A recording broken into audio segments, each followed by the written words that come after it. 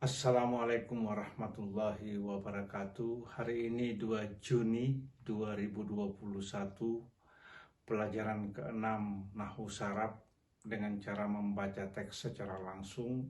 Insya Allah kali ini saya akan mengajak membaca bersama penggalan ayat ketiga dari surat An-Nisa. Sebuah ayat yang sebenarnya sangat kontroversial dulu, sekarang, dan mungkin masih akan berlanjut. Saya biasanya menyebutnya sebagai ayat yang laki-laki banget, maskulin banget. Ada beberapa scholar yang menyebutnya sebagai ayat yang sangat bias gender. Di dalam bahasa Arab, ayat ini dikenal atau populer dengan sebutan ayatut ta'addud, ayat poligami. Saya menyadari bahwa dengan membaca ayat ini mungkin akan memicu sedikit perdebatan, tapi intinya sesi ini adalah pelajaran tentang nahwu saraf. Kalaupun nanti menyinggung soal hukum yang terkandung di dalam ayat ini, itu adalah bagian dari upaya memaksimalkan pemahaman nahwu sarafnya. Ayatnya mengatakan fankihu ma taba lakum minan nisa'i masna wa thulatha wa ruba'a fa in khiftum alla ta'dilu fawahidatan. Nikahilah atau menikahlah dengan wanita yang baik untuk kamu atau yang engkau sukai, 2 wanita, 3 wanita, 4 wanita. Fa in khiftum, namun jika kalian khawatir tidak bisa berbuat adil, maka nikahilah 1 wanita saja. Kita lihat secara nahwu. Fankihu ini adalah fi'il amar, kata kerja perintah, dan yang diperintah di sini adalah orang kedua jamak, kalian itu. Aslinya adalah inkihu, ya. Inkihu. Dari kata nakahayang kihu, nikahan. Dalam bahasa Arab kalau disaraf ingkih, ingkiha, ingkihu, aslinya sebenarnya ingkihuna, tapi karena fi'il amar itu majuzum, maka nunnya dibuang. Fankihu, ma adalah isim mausul, sementara taba adalah fi'il madhi, taba yatibu. Fa'ilnya adalah dhamir tersembunyi, takdiruhu huwa, yaitu huwa, ya'udu ila ma. Lakum adalah jumlah jar majrur, ada lam di sini dengan kum. Kum adalah antumnya, maksudnya kembali ke mukhatab yang ada dalam fankihu. Hanya kan meskipun jar majrur ini tidak bisa dibaca lakumi karena kum ini adalah mabni alal jazam, jadi tidak bisa lakima, lakuma, harus lakum. Demikian juga jumlah minan nisa, ini jar, harfu jar, ini nisa majrur, minan nisa'i. Di dalam bahasa Arab kata min berarti dari. Kalau saya mengatakan ana min Indonesia, saya berasal dari Indonesia, wa huwa min Amerika, dan dia dari Amerika. Tapi di dalam bahasa Arab huruf min ini memiliki beberapa fungsi. Salah satu di antaranya adalah yang disebut dengan min lil bayan. Jadi min yang difungsikan untuk menjelaskan kalimat atau kata sebelumnya yang kurang jelas, dan kemudian ditambahkan min, lalu kata yang memperjelas kalimat sebelumnya. Maksudnya begini, kalau saya buang kalimat minan nisa, berarti kan ayatnya fankihu ma taba lakum, nikahilah yang kalian sukai. Nah, yang kalian sukai itu apa? Di sini fungsinya min lil bayan, yaitu wanita. Masna ada dua posisi atau dua alternatif posisi nahwunya. Ada yang mengatakan dia badal terhadap ma, tapi yang pendapat lain mengatakan bahwa dia posisinya hal, keadaannya, jadi kondisinya. Hal dalam bahasa Arab dia mansub, dan dengan sendirinya masna ini mansub, hanya tanda fathanya adalah alif muqaddara istilahnya, kalau dalam istilah nahwunya, lit ta'adzur, karena sulit diucapkan, jadi masna. Wasulasa ikut ke masna, dan dengan sendirinya juga dia ikut ke hal dalam posisinya sebagai hal, wasulasa. Demikian juga waruba'ah. Jadi ini hal, masna wasulasa waruba'a. Maksudnya menikahlah dengan wanita yang baik untuk kalian dalam keadaan jumlahnya 2 wanita, 3 wanita, 4 wanita. Fa in khiftum, in dalam bahasa Arab adalah kata yang disebut atau yang mengawali jumlah syartiyah namanya. Kalau dalam bahasa Indonesia ada ungkapan yang format kalimatnya mengatakan jika, maka, jika Anda makan, maka Anda akan kenyang. Atau jika Anda mandi, maka Anda akan basah. Fa'in, jika kalian khiftum, ini fi'il madhi dari khafaya, khafu khaupan. Kalau khafa, khapu, khafat, khafata, khifna, khifta, khiftuma, khiftum. Antumnya di sini kembali ke mukhatab yang ada di fankihu. Fa in khiftum, Allah sebenarnya adalah gabungan antara an dan la. Dan kita tahu kalau huruf an ini masuk ke fi'il mudhari, dia berfungsi sebagai harfun nasab. Oleh karena itu ta'dilu aslinya adalah ta'diluna. Oleh karena dia mansub, maka dia dinasab dengan membuang nun, bihazfin nun kalau istilah nahwunya itu. Jadi tidak bisa dibaca ta'diluna. Jadi fa in khiftum alla ta'dilu fawahidatan, maka satu saja. Nah, di dalam kajian nahwunya kata wahida di sini dia diposisikan maf'ulun bi dengan mengasumsikan bahwa antara fa dengan wahida ada fi'il yang terbuang, ada kata kerja yang terbuang, yaitu inkihu. Inkihu, maksudnya fankihu.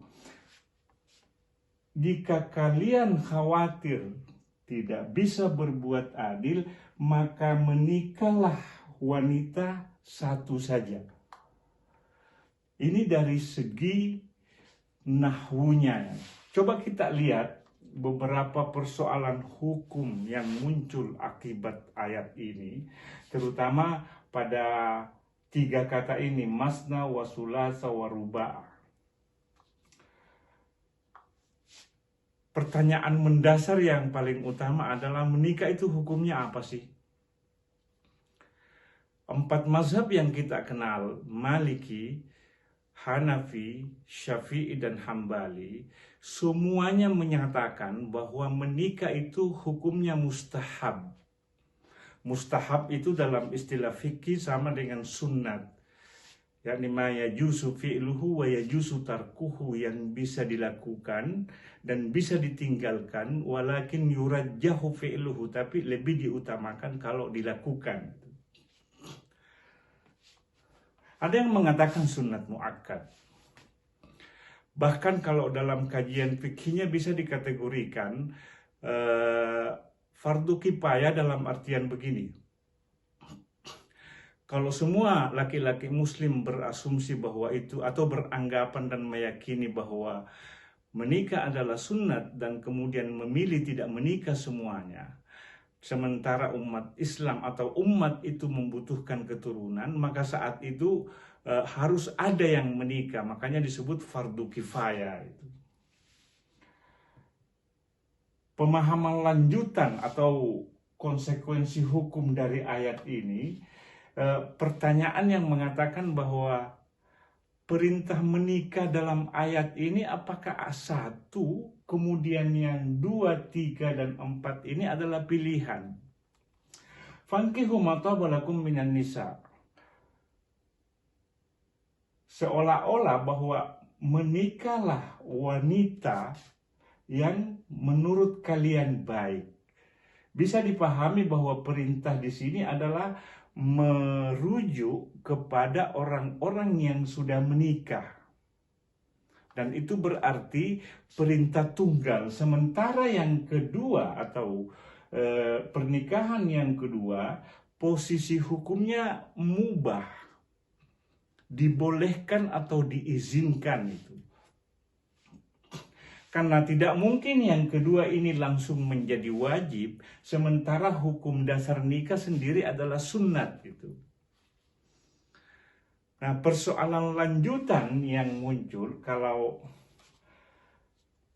perhatikan susunan kalimatnya ya. Fankihu ma taba lakum minan nisa masna. Ayat ini memulai dengan angka 2. Jadi sebenarnya perintah ayat ini itu adalah perintah untuk menikah yang kedua, bukan yang pertama. Kemudian ketiga, lantas yang keempat. Bahkan ada pemahaman yang mengatakan kalau dalam bahasa Arab sebenarnya kan 2 itu isnani, 3 salasun, 4 arbaon.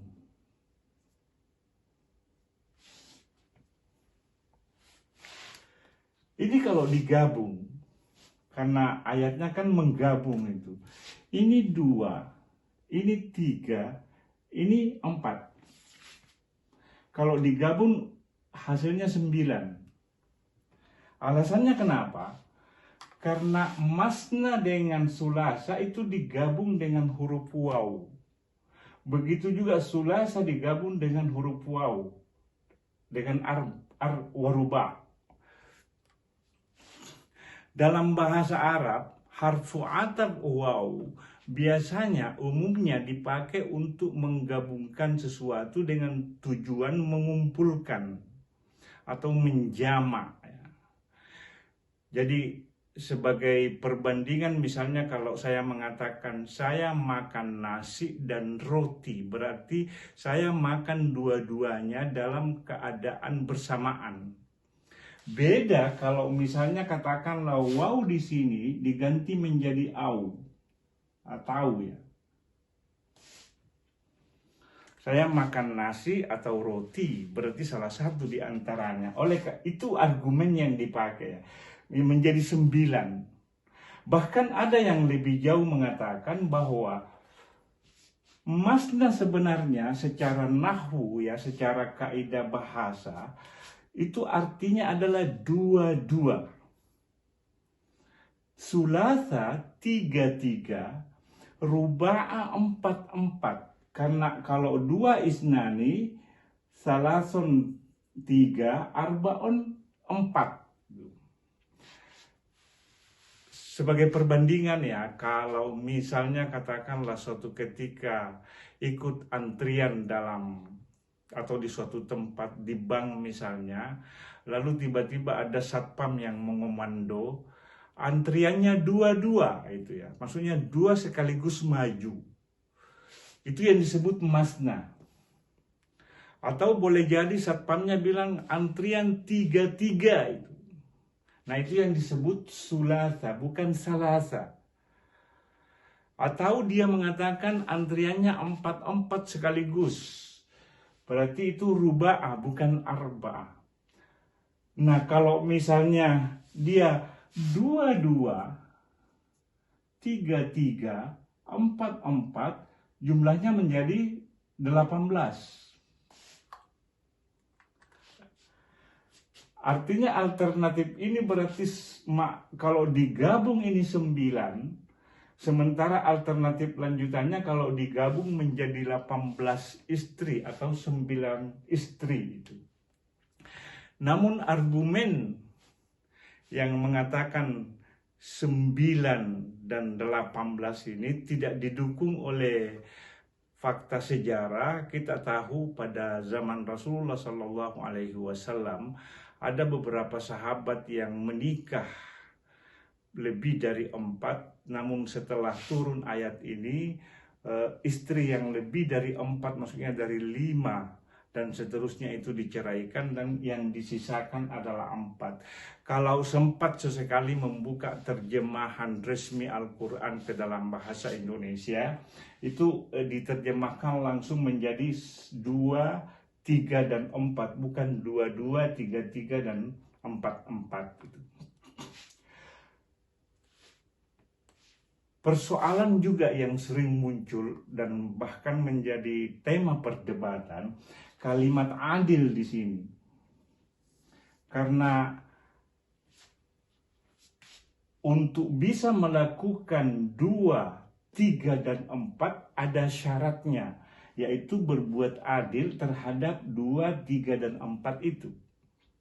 Namun para ulama sebenarnya, khususnya ulama-ulama fikih dan juga mufassir, memahami atau menjelaskan kalimat adil di sini dengan mengatakan bahwa yang dimaksud adalah keadilan yang bersifat lahiriah, itu yang zahir. Jadi seperti misalnya memberikan nafkah, membuat giliran di antara 2, 3, 4 ini. Sementara hal-hal yang sifatnya batin, yang sifatnya tidak zahir, tidak bisa dijadikan acuan untuk menguji keadilan seseorang laki-laki yang beristri lebih dari 1. Persoalan hukum lanjutan yang juga bisa muncul di sini adalah bahwa orang yang menikah lebih dari 1 itu kan kalau dia beristri dari 1, dia tidak bisa menguji keadilannya, karena keadilan sebenarnya itu kan hanya bisa dinilai kalau ada perbandingan, karena perbandingan itu akan mengarah kepada keseimbangan. Nah, kalau misalnya cuma 1, dia tidak bisa memastikan apakah dia bisa adil atau tidak. Dan oleh karena itu, untuk menguji bahwa dia bisa adil, dengan sendirinya dia harus mulai dengan 2, 3, dan 4. Itulah beberapa pemahaman hukum yang muncul dari ayat ta'addud, ayat tentang poligami ini. Semoga bermanfaat. Wa ila liqa'in qadimin insyaallah. Wassalamualaikum warahmatullahi wabarakatuh.